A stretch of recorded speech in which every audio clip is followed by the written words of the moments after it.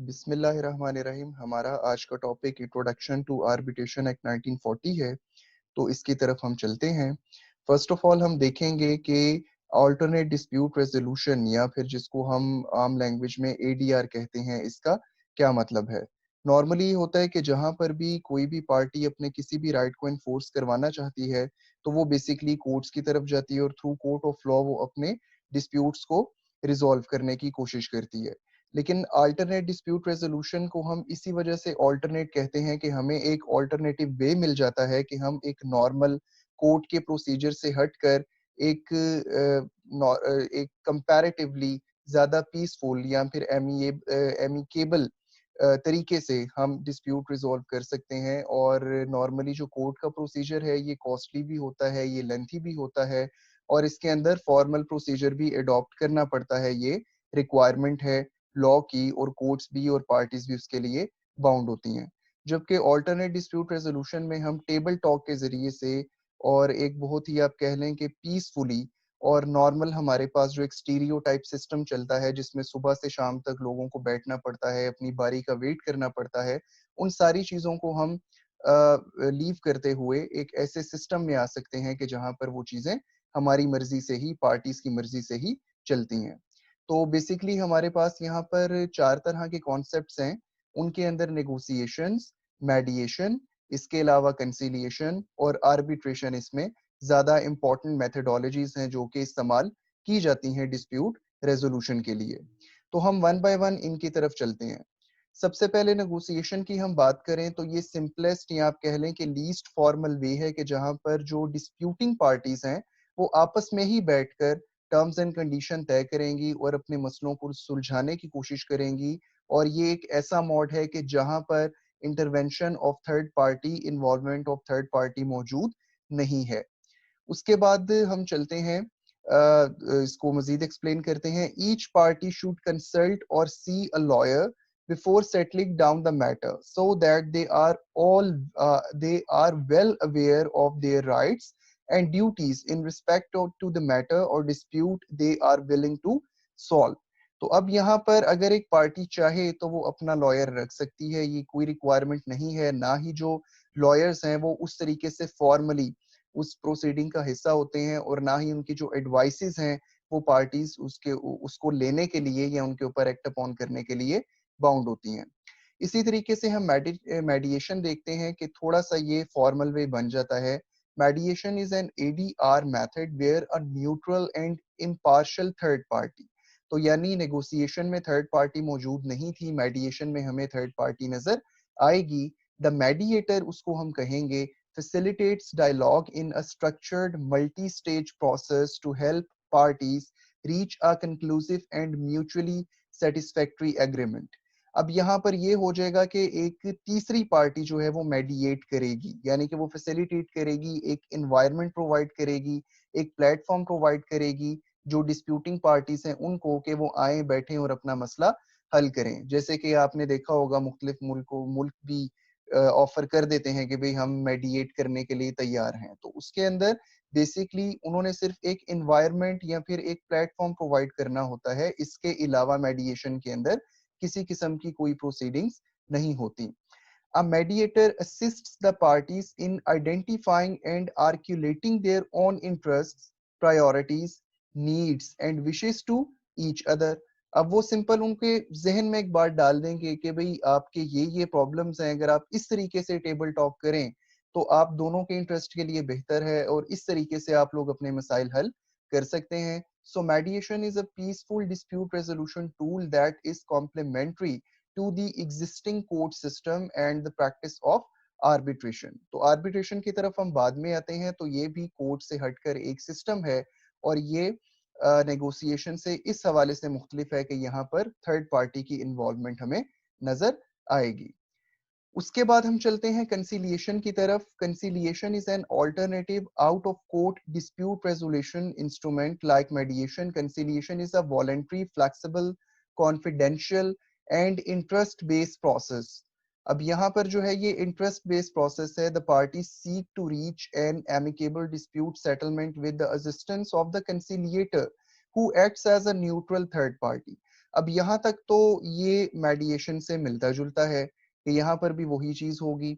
अब देखते हैं कि इसमें डिफरेंस हमें क्या नज़र आएगा, वो डिफरेंस ये होगा कि बेसिकली कंसिलिएशन के अंदर जो भी पार्टी है या कंसिलिएटर है, वो अपनी सजेशंस भी देगा, जबकि मेडिएशन में ऐसा नहीं था। तो अब हम आर्बिट्रेशन की तरफ आते हैं। Arbitration refers to the process where the decision is made by a third party. The arbitrator hears the case as presented by the parties in conflict or dispute and makes a decision or award in the same way as a judge would. अब इसको थोड़ा-सा मैं explain करता चलूँ कि unlike मेडिएशन and conciliation, वहाँ पर जो कंसिलिएटर होगा, मेडिएटर होगा, वो खुद ऑफर करेगा कि भई मैं आप लोगों का डिस्प्यूट रिज़ॉल्व करवाने में इंटरेस्टेड हूँ। जबकि आर्बिट्रेशन एक फॉर्मल प्रोसीजर है और ये बाइंडिंग प्रोसीजर भी है। मेडिएशन में, कंसिलिएशन में कोई भी अगर बंदा कोई एडवाइस करेगा या प्रपोज़ल देगा, दैट इज़ नॉट बाइंडिंग। लेकिन आर्बिट्रेशन है तो आउट ऑफ द कोर्ट, लेकिन जो आर्बिट्रेटर दोनों पार्टीज मिलकर इसमें अपॉइंट करेंगी, ऐसी सिचुएशन में उसका जो भी अवार्ड होगा, एक तो वो बाइंडिंग भी होगा और उसके बाद ये सारी की सारी जो प्रोसीडिंग्स हैं आर्बिट्रेशन में, ये कोर्ट्स के अंदर शिफ्ट हो जाएंगी। यानी कि एट द एंड आर्बिट्रेशन के अंदर जो फाइनल से होगा वो कोर्ट का ही होगा, सिविल कोर्ट का होगा जिसके पास ज्यूरिसडिक्शन है। ठीक है? तो इस वजह से ये एक फॉर्मलाइज्ड प्रोसीजर बन जाता है, लेकिन इसके अंदर फायदा ये है कि वही अपनी बारी का इंतजार करना, डे टू डे बेसिस पर जाना, कोर्ट की मर्जी से डेट लेना, या फिर आप कह लें कि एक स्टीरियोटाइप कोर्ट रूम एनवायरनमेंट से हम निकल कर आ सकते हैं। एक अच्छे एयर कंडीशनड माहौल में हम कहीं पर भी बैठ सकते हैं अपनी मर्जी की जगह पर, जो कि आर्बिट्रेशन एग्रीमेंट के मुताबिक ये सारी चीजें ऑपरेट होने वाली हैं। तो इसके अंदर जो आर्बिट्रेटर होगा वो तकरीबन एक जज की तरह से काम करेगा और वो फिर अपना जो फैसला देगा उसको हम अवार्ड कहेंगे और फिर वो award rule of the court बनेगा। वो सारी प्रोविजंस हमारे पास आर्बिट्रेशन एक्ट 1940 में मौजूद हैं। आगे कहते हैं awards are generally final and binding on all parties, ये हम डिस्कस कर चुके हैं। An award may be filed in court and enforced as if it were a court judgment. अब यहाँ पर मे नहीं बल्कि हम इसको ये कहेंगे कि बाइंडिंग है कि जहां पर कोई भी अवार्ड आ जाएगा वो कोर्ट के अंदर फाइल किया जाएगा और उसको हम कहेंगे कि उसको रूल ऑफ द कोर्ट बना दिया गया है। और उसी जो प्रोविजंस हमारे पास मौजूद हैं कि फिर जो कोर्ट की जजमेंट आएगी वो बिल्कुल अवार्ड के मुताबिक होगी, लेकिन कोर्ट उसके अंदर कुछ भी मॉडिफिकेशन कर सकती है जो कि इंटरेस्ट ऑफ जस्टिस के लिए बेहतर होगा। ओके जी, उसके बाद कहते हैं arbitration is commonly used in labour disputes and commercial disputes. It also used in oil and gas disputes, insurance claim disputes and family and divorce disputes. तो ये सारी चीजें हैं, ये सारे एरियाज हैं कि जहां पर हमें आर्बिट्रेशन नॉर्मली प्रैक्टिकली नजर आती है। और नॉर्मली जहां बड़ी बड़ी कंपनीज और ऑर्गेनाइजेशंस इन्वॉल्व होती हैं तो वहां पर आर्बिट्रेशन नॉर्मली की जाती है। उसके बाद कहते हैं the arbitrator arranges a meeting between the parties to determine what issues need to be resolved. The arbitrator then holds a hearing into the matter where both sides present information and evidence they believe supports their case. अब यहाँ पर हमारे पास एक और चीज आ जाती है, वो ये है कि यहाँ पर बाकायदा हेयरिंग होगी, यहाँ पर बाकायदा प्रोसीडिंग्स भी होंगी और यहाँ पर एविडेंस भी रिकॉर्ड किया जाएगा, जो कि नॉर्मल हमें जो मेडिएशन और कंसिलिएशन प्रोसीडिंग्स हैं उनके अंदर हमें नजर नहीं आता। तो ये इसके अंदर आप कह लें कि इसके सैलिएंट फीचर्स होंगे। The arbitrator may also request written submissions before or after the hearing. तो ये भी एक चीज आ जाएगी कि रिटन सबमिशन या रिटन आर्ग्यूमेंट्स भी किए जा सकते हैं। और इसमें हम ये भी कह सकते हैं कि जहां पर भी कोई भी एविडेंस रिकॉर्ड हो जाएगा तो वहां पर फिर आर्बिट्रेटर क्या करेंगे, वो डिसीजन इशू कर देंगे जो कि पार्टीज के ऊपर बाइंडिंग होगा। और इसके अंदर थोड़ा टाइम भी लग सकता है एज कंपेयर टू मेडिएशन और आर्बिट्रेशन। ओके जी, अब हम इसको फॉरवर्ड करते हैं। अब हम आ जाते हैं डायरेक्टली कि आर्बिट्रेशन एक्ट 1940 क्या है और इसका हम ब्रीफली इंट्रोडक्शन देख लेते हैं कि ये बेसिकली लॉ है जो कि आर्बिट्रेशन प्रोसीडिंग्स को डील करता है अभी पाकिस्तान में।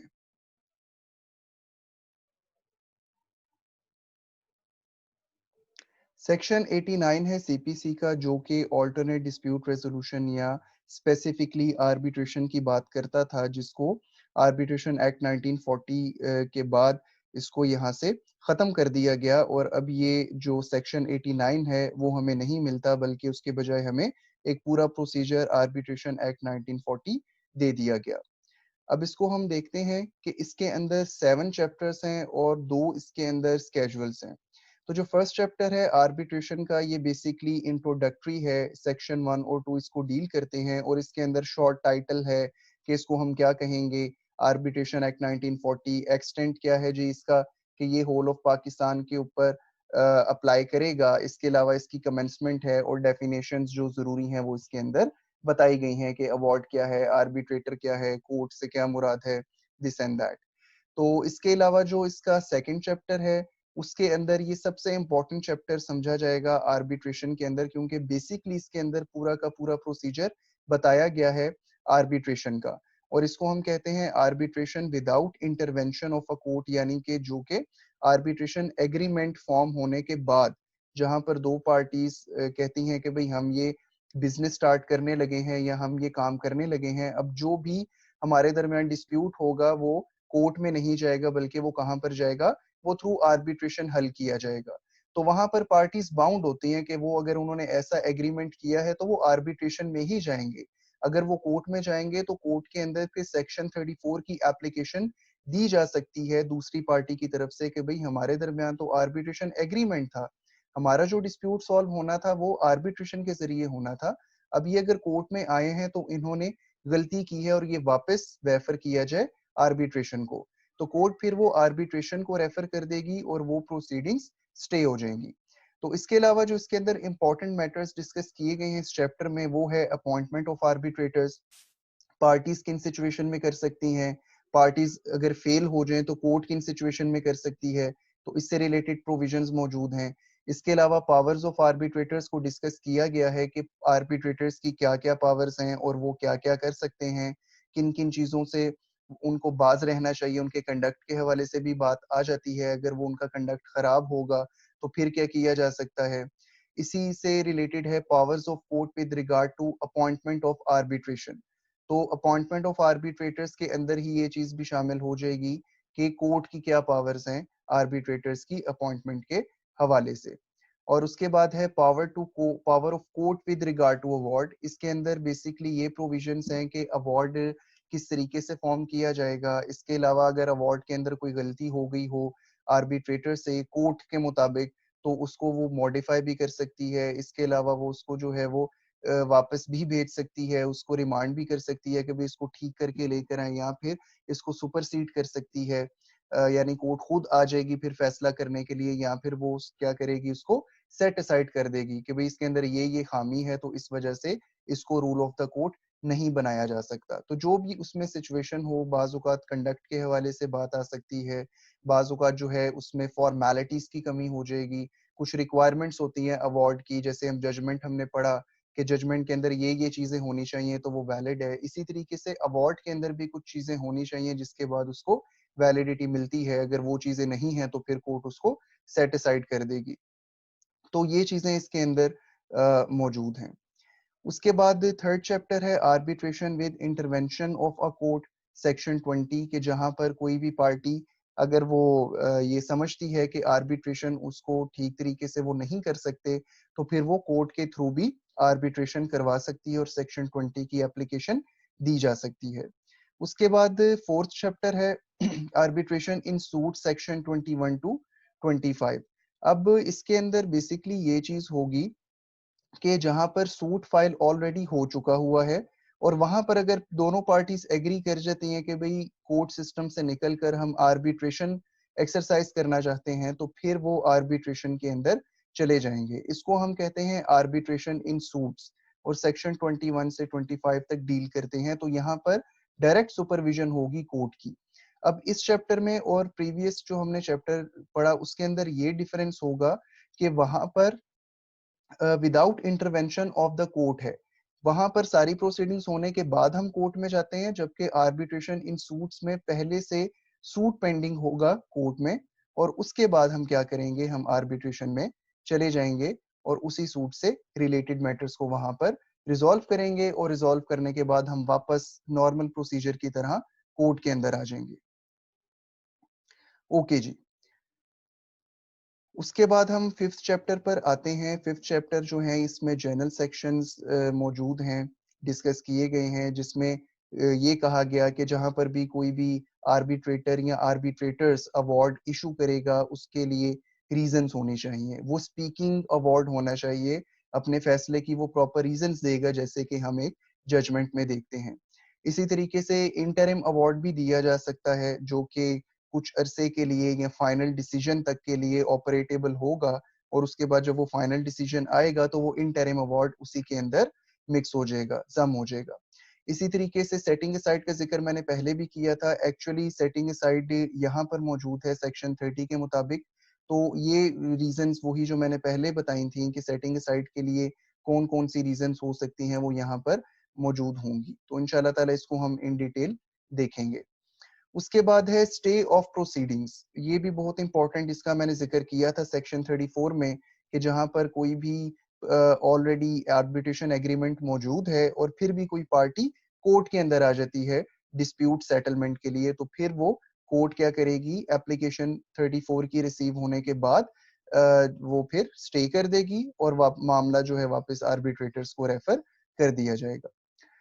इसी तरीके से हम देखते हैं हमारे पास 6 चैप्टर मौजूद है। 6 चैप्टर के अंदर बेसिकली सिर्फ अपील का ही जिक्र किया गया है कि अपील किन केसेस में होगी, कौन सी कोर्ट उस अपील को सुनेगी और एपेलेट कोर्ट की क्या-क्या पावर्स होंगी। इसी तरीके से 7 चैप्टर जो है वो मिसलेनियस है। इसके अंदर most importantly powers of a court section 41 के जो भी कोर्ट जो जिस कोर्ट का हम जिक्र कर रहे हैं, आर्बिट्रेशन इन सूट्स या पावर ऑफ कोर्ट या जो भी सिविल कोर्ट की नॉर्मली पावर एक्सरसाइज की जाती हैं, तो यहाँ पर हम देखेंगे कि इसका बेसिकली स्कोप क्या है, किस एक्सटेंट तक और क्या-क्या डिसीजन कोर्ट दे सकती है और वो क्या-क्या कर सकती है। पार्टीज की अपीयरेंस कैसे होगी, प्रोसीडिंग्स कैसे होंगी, ये सारा इसमें डिस्कस हुआ है। इसके अलावा इसमें मोस्ट इम्पोर्टेंटली के जो भी रूल्स हैं वो रेलेवेंट हाई कोर्ट्स बना सकती हैं। ओके जी। उसके बाद स्केड्यूल 1 है, वेरी वेरी इंपॉर्टेंट, और ये इसके लिए हमें सेक्शन 3 देखना पड़ता है। अब स्केड्यूल 1 के अंदर बेसिकली इम्प्लॉयड कंडीशंस हैं इन एन आर्बिट्रेशन एग्रीमेंट के। अगर पार्टीज ने सिर्फ ये कह दिया जी कि मामला आर्बिट्रेटर्स के थ्रू रिजॉल्व होगा, इसके अलावा उन्होंने कुछ नहीं कहा, तो फिर ये स्केड्यूल 1 अप्लाई होगा कि भाई किस तरीके से आर्बिट्रेटर्स अपॉइंट करने हैं, कितना उनका नंबर होगा, कितने अरसे में अवार्ड इशू किया जाएगा। तो ये सारी फॉर्मेलिटीज और ये सारी चीजें स्केड्यूल 1 के अंदर हमें नजर आएंगी। इसी तरीके से स्केड्यूल 2 हमारे पास मौजूद है जिसका भी मैंने जिक्र किया, पावर्स ऑफ द कोर्ट। तो कोर्ट क्या क्या स्पेसिफिकली कर सकती है वो स्केड्यूल 2 के अंदर लिखा गया है। तो ये था हमारा आज का लेक्चर। उम्मीद है मैं समझा पाया हूँगा। मुझे इजाजत दीजिए। अल्लाह हाफिज व नासिर।